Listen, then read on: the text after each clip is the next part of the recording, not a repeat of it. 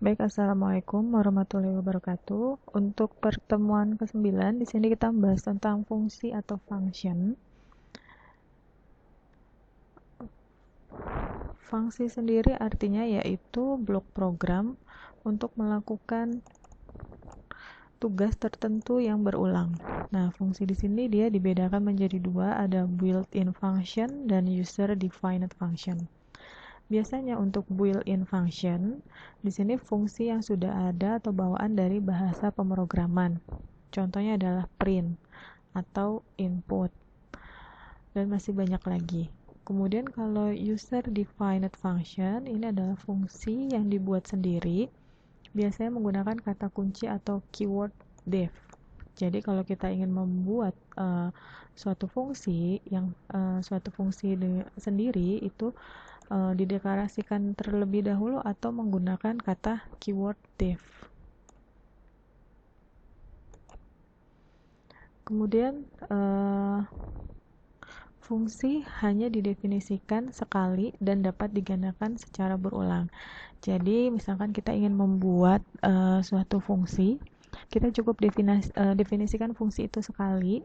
Kemudian pada saat kita pembuatan aplikasi atau programnya, fungsi yang kita buat ini bisa kita gunakan secara berulang-ulang dalam satu file. Kemudian penamaan fungsi ini bebas selama mengikuti aturan penulis. Jadi nama fungsi sendiri bebas. Boleh nama kalian, boleh nama hewan, nama tumbuhan, itu boleh bebas. Asal mengikuti aturan penulis. Tetapi penamaan fungsi tidak boleh diawali dengan angka maupun spasi. Jadi nama fungsi itu tidak boleh menggunakan angka di awalnya. Misalkan nama fungsinya 1, 2, 3, oke. Nah, itu tidak diperkenankan karena diawali dengan angka. Kemudian, fungsi di sini tidak menggunakan spasi. Jadi kalau misalkan penamaan fungsi kita mau menggunakan dua nama, misalkan merah muda.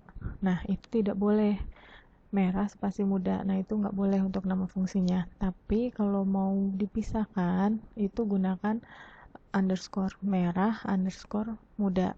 Seperti itu. Kemudian, mendefinisikan fungsi. Nah, mendefinisikan fungsi di sini tadi ya, menggunakan keywordnya yaitu def. Kemudian nama fungsi dan buka kurung parameter. Dan diakhiri dengan titik 2. Ini untuk mendefinisikan fungsi. Jadi pertama kita menggunakan kata kuncinya atau keywordnya yaitu def. Kemudian nama fungsinya apa. Kemudian di sini menggunakan parameter apabila ada parameternya. Kemudian diakhiri dengan titik 2. Nah, setelah kita mendefinisikan nama fungsi ini, kemudian kita buat statementnya atau perintah yang akan kita jalankan di dalam fungsi ini. Nah, statementnya ini adalah bebas, mau perkalian, penjumlahan, atau hanya mencetak. Nah, ini boleh. Kemudian sini ada return dan ekspresinya apa. Nah, return di sini adalah mengembalikan nilainya. Seperti itu. Nah, tadi ini adalah pendefinisian fungsi, def, nama fungsi, parameter. Nah, di sini ada penjelasan dari mendefinisikan fungsinya. Pertama tadi ada def. Def itu adalah kata kunci atau keyword dari function. Jadi kalau mau ingin membuat nama fungsi itu selalu diawali dengan def. Kemudian nama fungsi. Nama fungsi adalah nama dari sebuah fungsi yang akan kita buat. Ya, namanya bebas, tetapi harus sesuai dengan aturan yang ada. Kemudian sini ada buka kurung tutup kurung, ini adalah parameter atau argumen atau nilai yang akan dimasukkan ke dalam fungsi. Kemudian ada titik 2, ini untuk memulai code programnya atau memulai dari statement-statement atau perintah yang ada di dalam fungsinya. Kemudian ada parameter. Parameter ini adalah suatu nilai inputan pada saat fungsi itu definisikan. Jadi parameter di sini adalah suatu nilai inputan pada saat fungsi itu didefinisikan. Jadi parameter ini adalah menerima nilai yang akan dimasukkan atau yang akan diolah. atau suatu nilai inputan yang akan diproses di dalam fungsi. Kemudian ada statement. Statement adalah perintah yang akan dilaksanakan di dalam fungsi. Nah, untuk pemanggilan fungsi dengan mengetikkan nama fungsi saja. Misalkan di sini ada deklarasi dulu nama fungsinya apa, statementnya apa.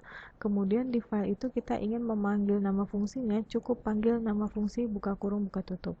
Nah, perintah ini yang tadi dibilang reusable bisa dilakukan berulang-ulang pada saat pemanggilan nama fungsinya.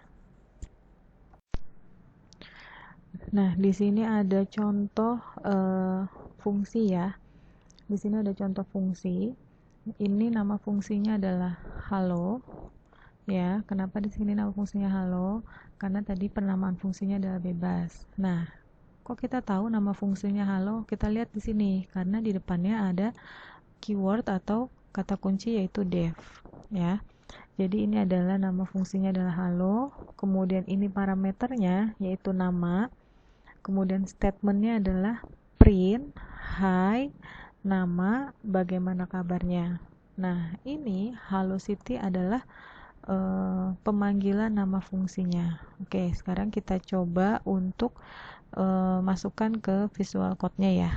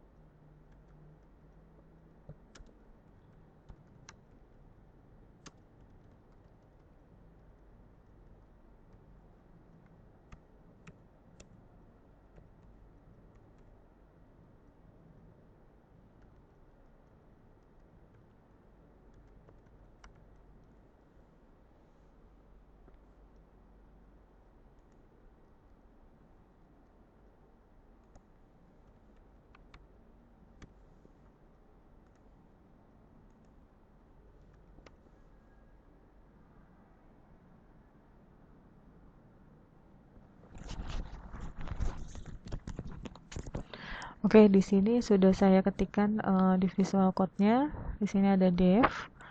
Kemudian di sini nama fungsinya halo. Kemudian ini parameternya, ini adalah statement atau perintahnya.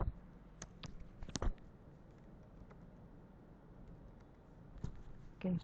Sekarang kita coba running.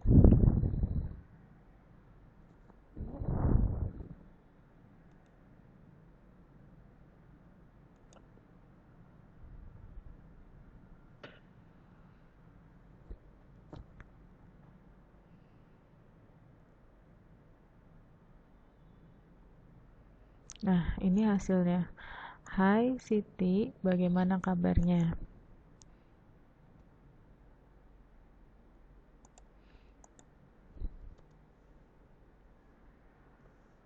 Nah, di sini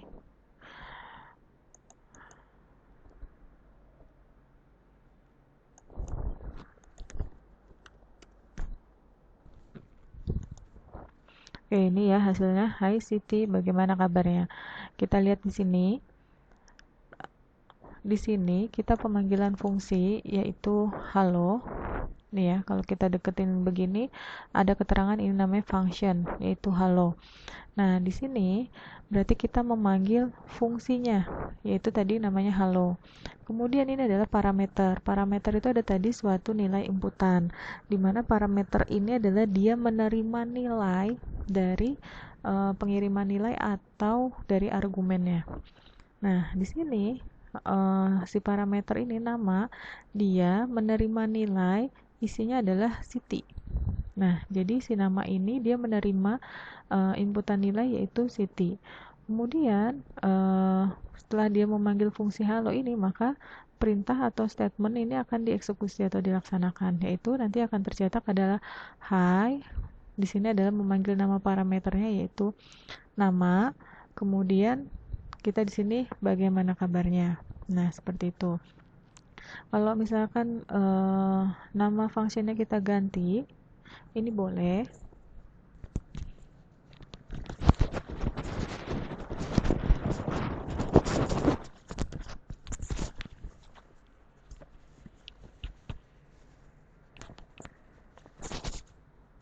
Nama fungsinya ini kita ganti, misalkan kita ganti oke. Nah, ini nanti dia tidak akan running atau error. Kenapa? Karena di sini ada kata halo.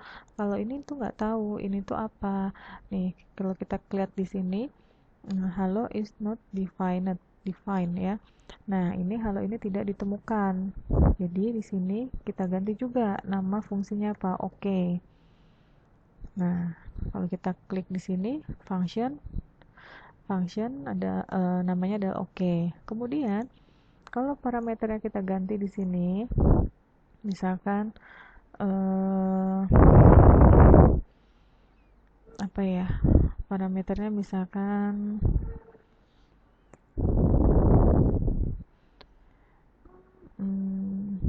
kucing misalkan. Nah, di sini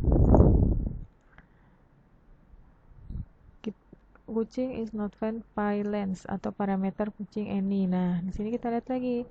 Di sini harus diganti lagi berarti kucing sesuai dengan nama parameternya.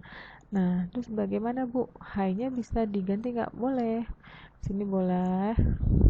Misalkan enggak atau misalkan bro. Ini bisa boleh ganti boleh. Misalkan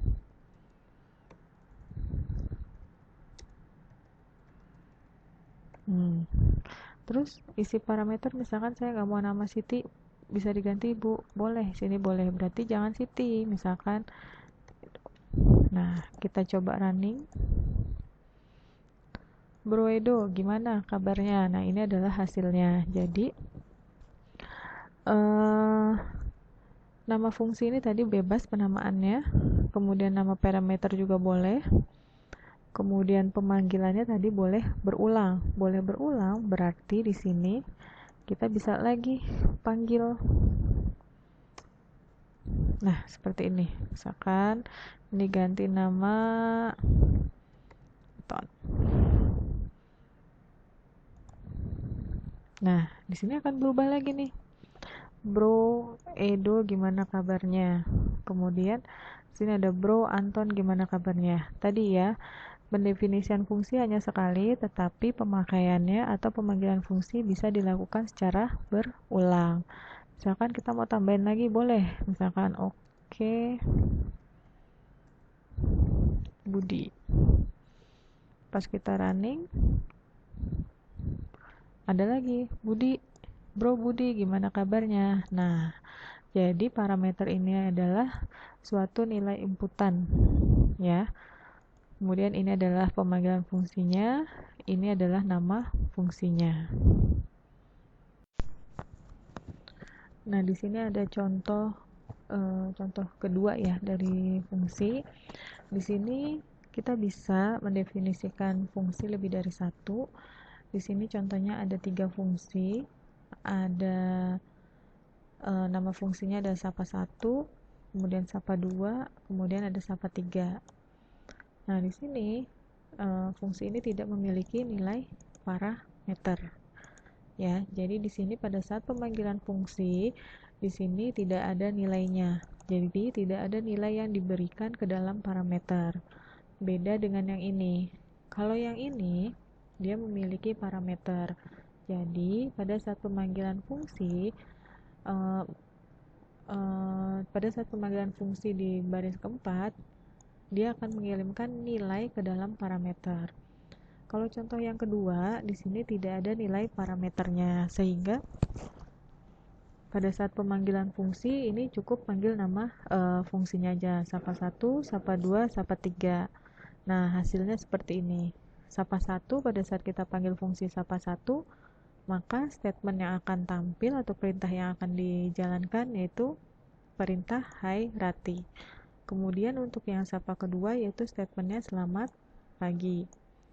Kemudian sapa ketiga statementnya adalah bagaimana apa kabarnya. Nah, ini akan tampil 3 ini.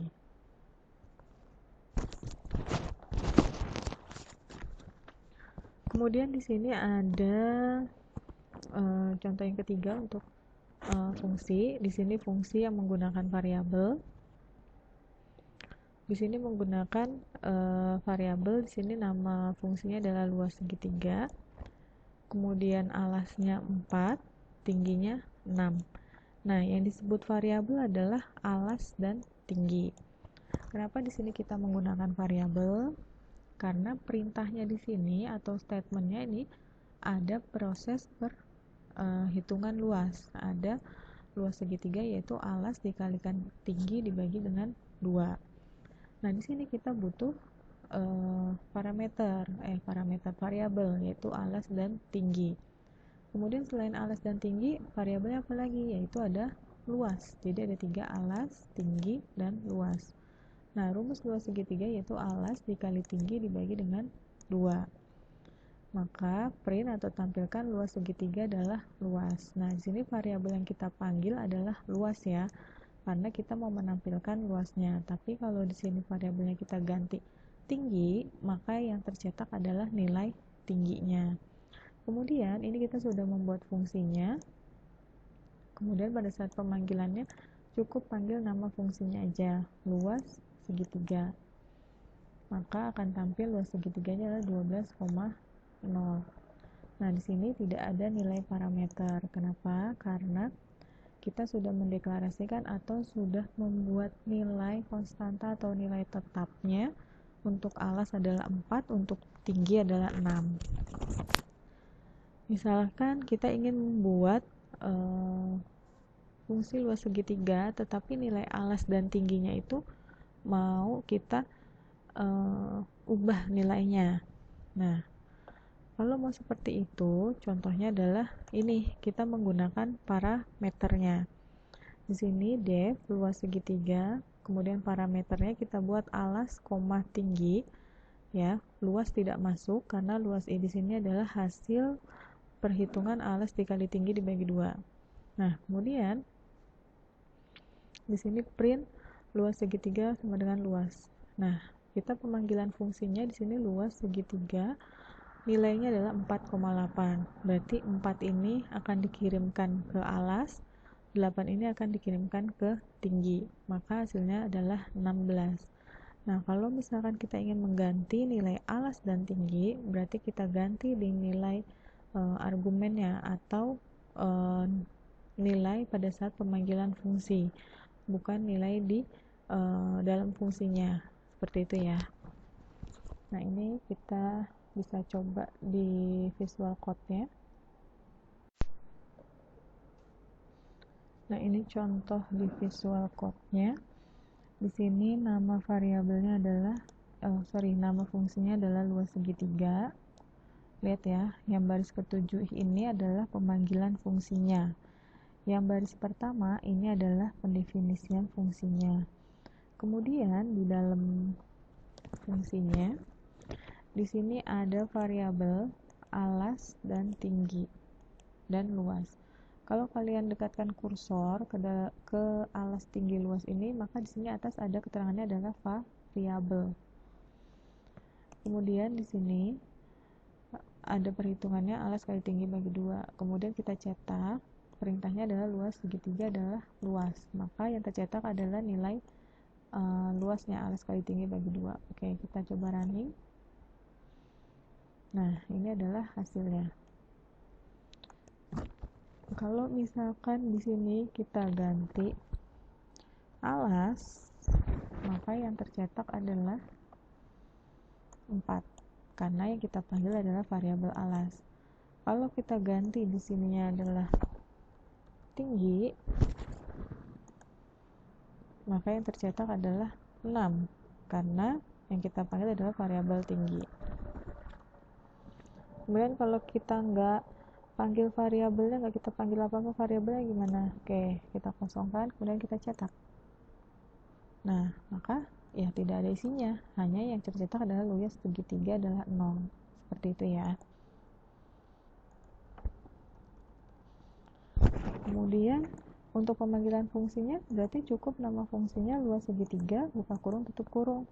Kenapa ini tidak ada isinya? Karena di definisi pendefinisian fungsi di sini tidak ada nilai parameternya. Nah, seperti itu. Kemudian untuk yang ini, lihat ya, ini beda. Oke.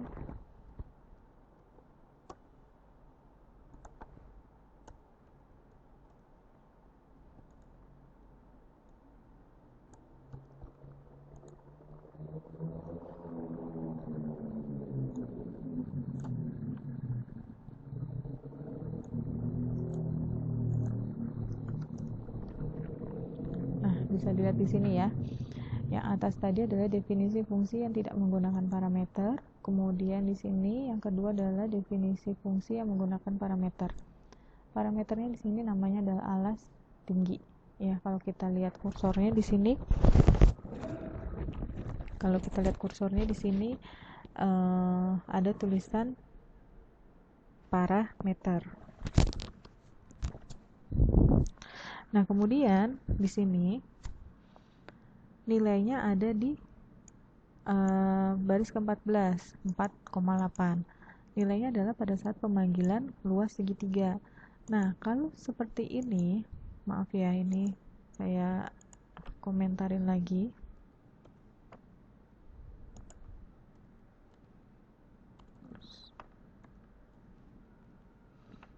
Ini misalkan yang ini. Ya, ini saya running tadi. Oke. Hasilnya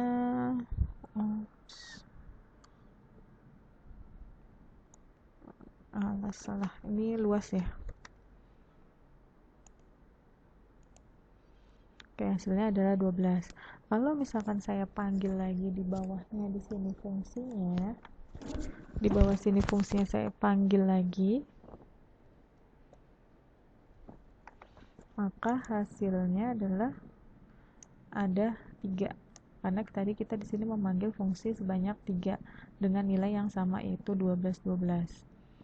Kemudian di sini saya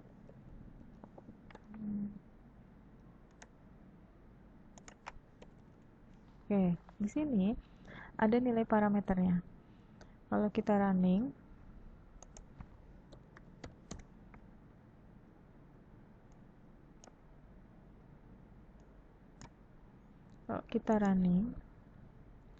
luas segitiganya adalah 16 ya. Karena kita masukkan adalah 4 dikali 8, 32 dibagi 2. Jadi nilai 4 ini dikirimkan ke alas, nilai 8 dikirimkan ke parameter tinggi. Maka perintah di fungsinya ini maka akan dihitung prosesnya. Berarti nilai luasnya adalah 16. Kemudian kalau misalkan kita tambahkan lagi pemanggilan fungsinya,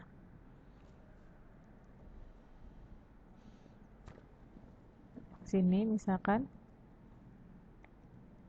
saya ganti 6.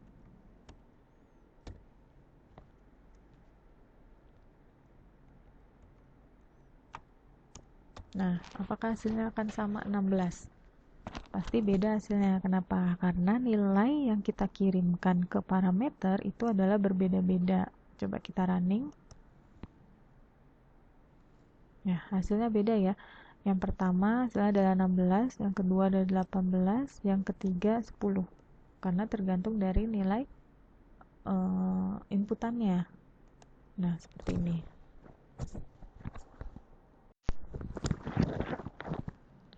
Kemudian di sini ada return.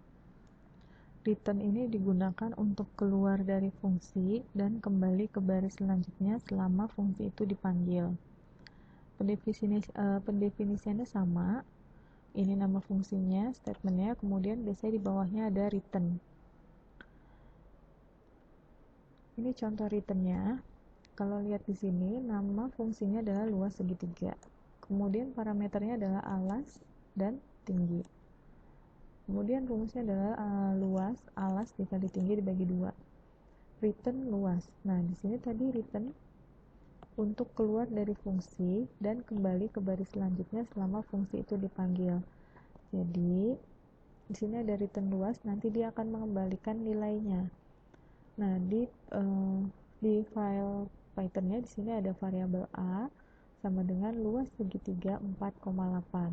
4 ini nanti akan dikirimkan nilainya ke alas, 8 ini nilainya akan dikirimkan ke variabel atau parameter tinggi. Kemudian nilai 4 dan 8 ini nanti akan dihitung untuk mencari luas ya. Kemudian return luas. Ingat, return tadi adalah untuk keluar dari fungsi dan kembali ke baris selanjutnya selama fungsi itu dipanggil. Nah, berarti nilai ini akan mengembalikan. Kemudian saya ada variabel a luas segitiga. Variabel a ini berarti isinya adalah nilai luas. Jadi 4 dan 4,8 ini dikirimkan ke fungsinya, kemudian sudah ditemukan luasnya berapa. Nanti return ini mengembalikan keluar dari fungsi dan kembali ke baris selanjutnya. Selesai dari fungsinya, kemudian kembali ke baris selanjutnya. Berarti nilai a di sini adalah sama dengan luas. Sehingga pada saat kita print atau cetak, luas segitiga adalah a. Karena kita gunakan di sini variabel a. Maka nilainya adalah 16. Kemudian di sini sama untuk contoh 5, di sini ada fungsi dan return juga. Ini sama ya. Kalau ini kita menggunakan variabel. Kalau di sini kita menggunakan variabel a, maka di sini kita panggil lagi a-nya. Kalau di sini kita menggunakan tidak menggunakan variabel, maka cukup panggil nama fungsinya yaitu luas segitiga, kemudian parameternya apa. Nanti akan dikirimkan ke fungsi untuk diproses atau dijalankan perintah statementnya. Nah, ini juga sama, ini fungsi return. Ini kita lihat visual contoh visual code-nya.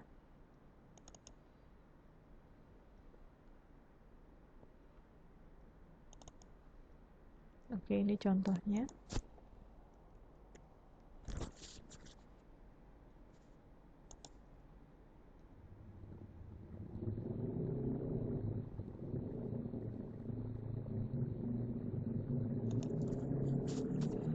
Di sini contohnya, untuk nama fungsinya adalah total, nama fungsinya. Kemudian untuk parameternya adalah namanya harga. Kemudian di sini ada variabel yaitu harga baju, nilainya 100.000. Kemudian ada variabel harga baju PPN. Di sini pemanggilan fungsinya atau fungsinya itu total dengan nilai inputnya adalah 100.000. Nah, biasanya kan tadi kita mengisi nilai inputnya seperti ini ya untuk dikirimkan ke parameter.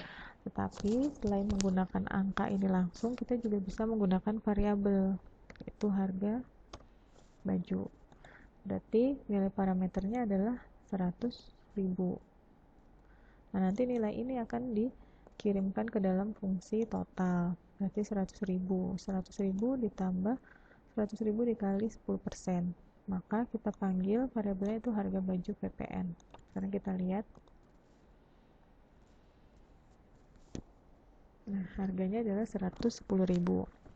Kalau misalkan saya nggak mau pakai ini harga bajunya, nah ini bisa, tapi ini harus diganti berupa nilai parameternya misalkan 50.000, maka hasilnya 55.000.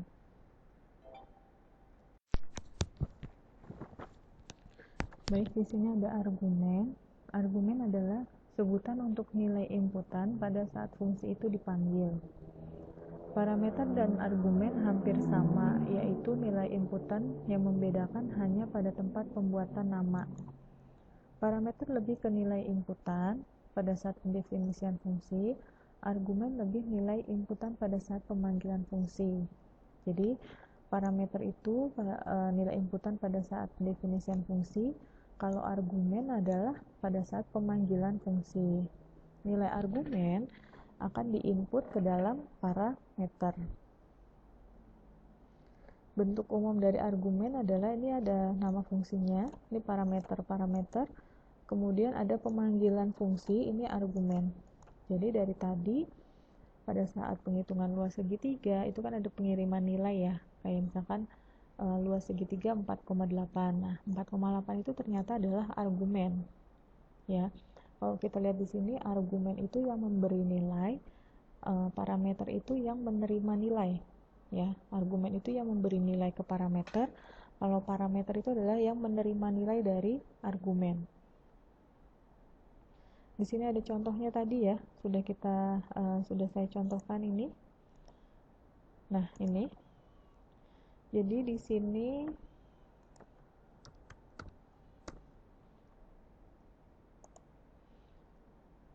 sudah saya contohkan. Di sini argumennya adalah 48. Kemudian untuk fungsi yang kedua argumennya adalah 66. Kemudian untuk fungsi ketiga argumennya adalah 45. Argumen itu adalah nilai inputan di pemanggilan fungsi. Kemudian kalau parameter adalah nilai inputan pada saat pendefinisian fungsi, atau bisa juga argumen adalah nilai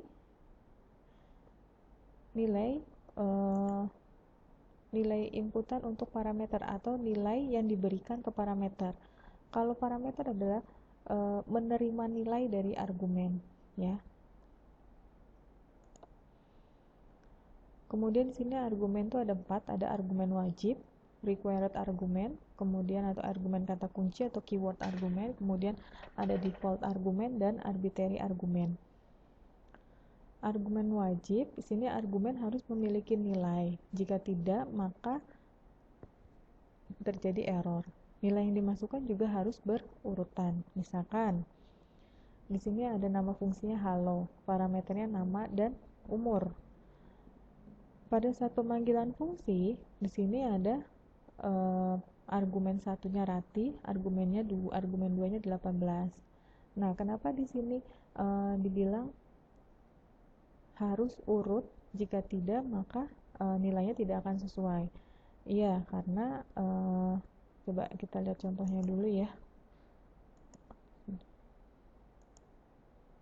Oke, sini contohnya. Parameternya ada nama dan umur. Kemudian statementnya atau perintahnya adalah print halo nama saya, parameternya nama, umur saya, parameternya umur. Nah, di sini tadi ya, kalau kalian lihat, argumen wajib adalah harus memiliki nilai. Jika harus memiliki nilai, berarti harus ada nilainya.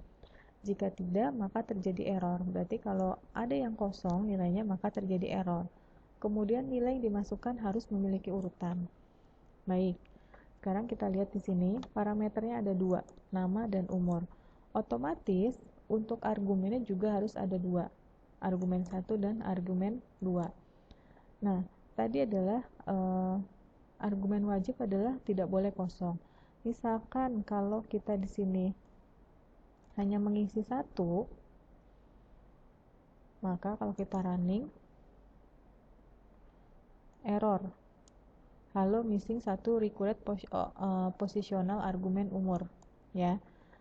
Karena tadi argumen wajib itu tidak boleh kosong, karena parameter ada 2, otomatis argumen juga harus ada 2. Nah, kemudian kalau kosong berarti error. Kemudian argumen wajib harus berurutan. Kalau misalkan saya isi di sini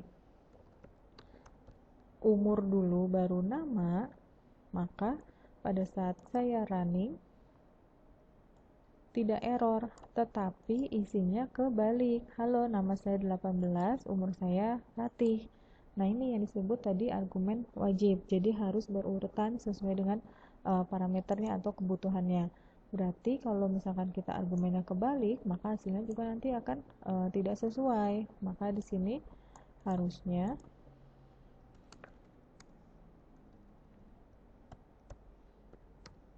seperti ini. Kemudian kita running. Nah, halo, nama saya Rati, umur saya 18. Jadi sudah sesuai. Kemudian di sini ada argumen kata kunci atau keyword argumen.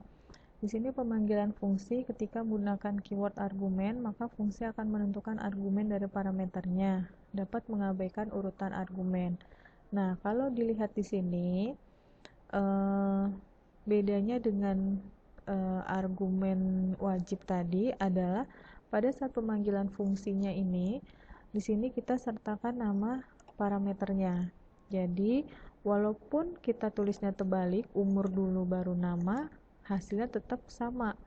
Halo, nama saya Rati, umur saya 18. Karena kita sudah sesuaikan di sini parameternya. Umur itu 18, nama itu Rati. Walaupun kita mengisi nilai parameternya terbalik. Kemudian di sini ada default argumen. Default argumen adalah nilai default dari suatu parameter. Jadi di parameternya sini nama, umur 17. Nah, yang kita berikan default argumen adalah untuk umur, yaitu 17. Jadi pada saat pemanggilan fungsi di sini nama Rati, umur 18, kemudian kita running, hasilnya adalah halo, nama saya Rati, umur 18. Nah, sedangkan kalau ini contoh yang kedua, pada saat pemanggilan fungsi hanya ada satu parameter, yaitu nama Rati. Pada saat kita running, di sini hasilnya adalah halo, nama saya Rati, umur saya 17. Kenapa 17? Karena untuk parameternya sini sudah kita defaultkan, yaitu 17. Jadi pada saat kita kosongkan atau tidak diisi, maka sudah default 17 gitu. Kalau misalkan nama didefaultkan bisa. Jadi pada saat pemanggilan fungsi namanya kosong, nilai kosong, maka sudah membaca default dari parameternya. Kemudian arbitrary argumen, di sini adalah fungsi yang memiliki banyak argumen. Nama argumen ini tidak disebutkan saat pendefinisian fungsi, menggunakan tanda asterisk atau tanda bintang ya, untuk menyimpan nilai dari semua argumen yang tidak didefinisikan. Jadi arbitrary argumen ini kalau memiliki nilai argumen yang banyak. Contohnya ini ya, baris kelima. Ini kita lihat baris kelima. Di sini ada pemanggilan fungsinya halo, kemudian ada Siti, Ara, Ebi, ya. Di sini banyak kan? Di sini banyak argumennya, jadi boleh lebih dari 3, bebas. Kemudian pada saat parameternya kita tidak bisa menyebutkan satu per satu, misalkan nama 1, nama 2, nama 3, nama 4 dan seterusnya. Kalau banyak, kita tinggal tambahkan asterisk atau perkalian di sebelum namanya ini. Kemudian nanti pada saat di statement fungsinya di sini for nm in nama. Jadi kita buat nama aliasnya dulu di dalam nama. Jadi pada saat statement kita panggil nm-nya. Jadi di parameter tidak perlu membuat variabel nama 1, nama 2, nama 3, nama 4 dan seterusnya. Kalau argumennya banyak, cukup panggil atau tambahkan tanda asterisk. Nah, seperti itu ya. Kemudian di sini ada variabel lokal dan variabel global. Variabel lokal adalah variabel yang didefinisikan di dalam fungsi, ya.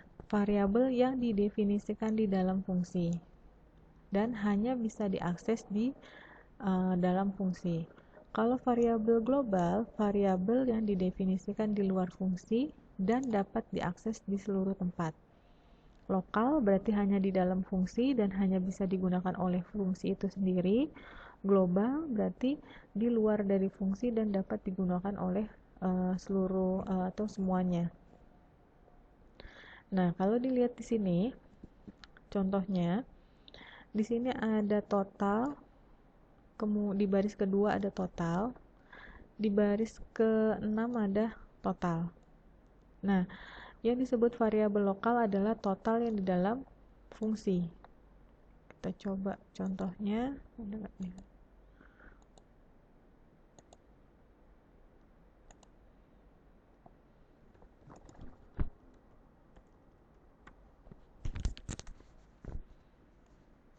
Oke, di sini contohnya ada di baris kedua ada total, di baris ke-6 ada total. Nah, yang disebut dengan variabel lokal adalah baris ke-6. Nih, ya, baris ke-9, baris ke-8. Ini disebut variabel lokal. Kenapa? Karena adanya di dalam fungsi. Tapi yang di baris kedua ini adalah variabel global karena berada di luar dari fungsi dan bisa diakses oleh semuanya. Jadi pada saat kita pemanggilan di baris kelima pemanggilan total, ini adalah yang dipanggil adalah variabel globalnya. Nih, variabel yang nomor 2 global. Karena untuk yang return total ini baru variabel lokal karena tadi ingat ya, variabel lokal itu berada di dalam fungsi dan bisa dipanggil oleh fungsi itu sendiri. Kalau global di luar fungsi dan bisa dipanggil oleh semuanya. Jadi walaupun namanya sama, total dan total, tapi pada saat pendefinisiannya beda fungsinya. Yang satu adalah variabel lokal, yang satu lagi variabel global. Nah, kurang lebih seperti itu. Oke, untuk materi fungsinya cukup sampai sini. Untuk latihan-latihannya di sini sudah ada di materinya, bisa dicoba di rumah atau di Visual Code-nya. Baik, terima kasih. Assalamualaikum warahmatullahi wabarakatuh.